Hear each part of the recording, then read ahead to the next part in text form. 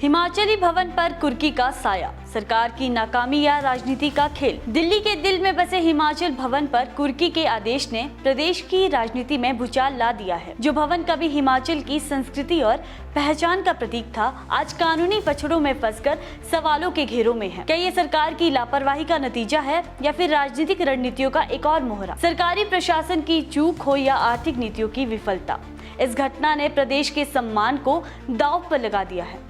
नमस्कार, मैं हूं अनुभूति और आप देख रहे हैं इनॉक्स न्यूज हिमाचल।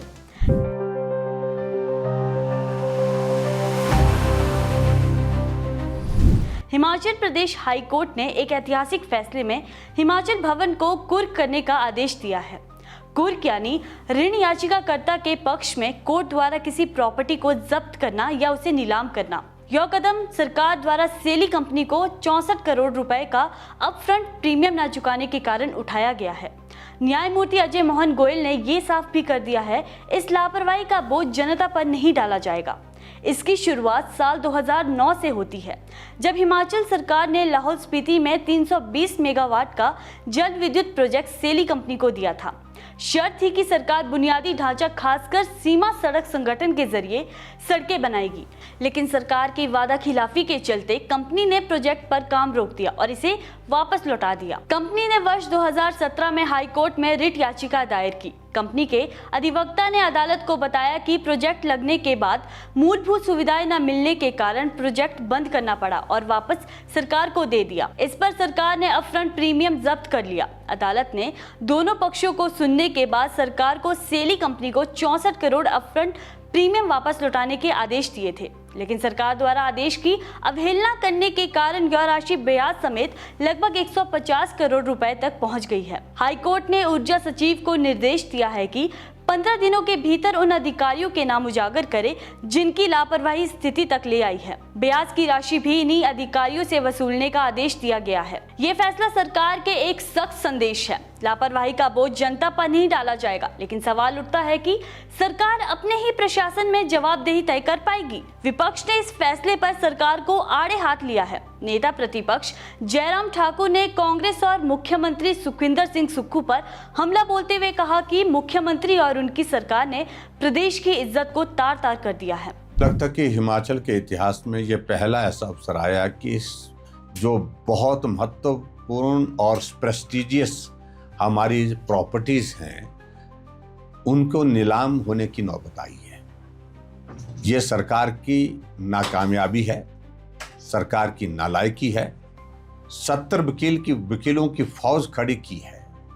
यहाँ पर एडवोकेट जनरल से लेकर के एडिशनल डेप्टी, लेकिन उसके बावजूद सरकार को वो डिफेंड करने की स्थिति में नहीं है, क्योंकि हाजिरी लगाते हैं लेकिन कभी भी वो जाकर के वहाँ पर गंभीरता से सरकार के पक्ष को रखने की जो बात आती है उसमें वो सफल नहीं हो पाते।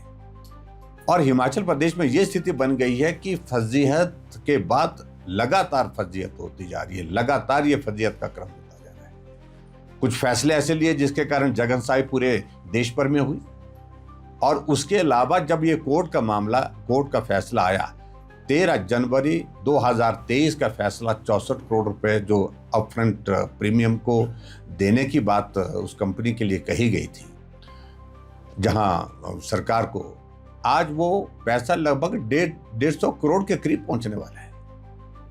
और सबसे बड़ी पीड़ा का विषय है कि हिमाचल प्रदेशियों का अगर कोई पहचान अगर दिल्ली में है, वो हिमाचल भवन है, जो मंडी हाउस में स्थित है। कोई भी हिमाचल वासी वहां जाता है, गर्व के साथ जाता है, अपना परिवार घर समझ करके जाता है, और वहां उसी को ही अगर नीलाम कर दिया तो इससे बड़ा दुर्भाग्य और कोई हो नहीं सकता है।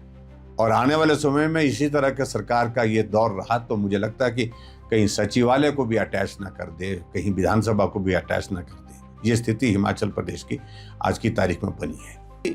प्राथमिकता नहीं, एक तरफ से सीपीएस की कुर्सी बचाने के लिए, उसके लिए तो वकील जहाज में भी आए दिल्ली से, उसके लिए तो वकील दिल्ली से आए जो जिन पर करोड़ों रुपए खर्च कर दिया गया। और जब उसके बावजूद भी वो हाई कोर्ट में हार गए सीपीएस वाले मामले में, अब एसएलपी सुप्रीम कोर्ट में की है, जहां कांग्रेस की ओर से वकील खड़ा किया जाएगा, जिस दो वकील 1-1 करोड़ रुपए एक बार खड़े होने की पेशी का पैसा लेता है। उसके लिए पैसे हैं।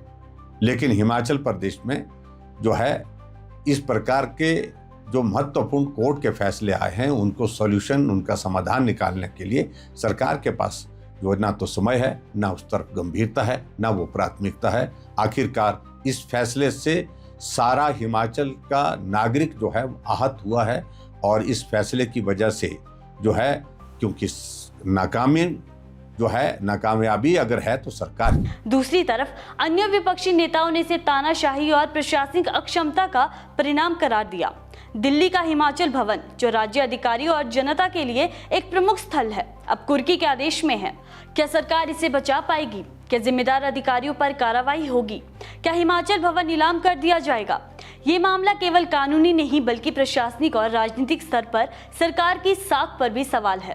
6 दिसंबर को इस मामले की अगली सुनवाई है। क्या तब तक सरकार इस संकट से निकलने का रास्ता खोज लेगी या हिमाचल भवन की कुर्की राज्य की विफलता की नई मिसाल बनेगी? हिमाचल की बाकी खबरों के लिए देखते रहिए इनॉक्स न्यूज हिमाचल। चैनल को सब्सक्राइब करना ना भूले।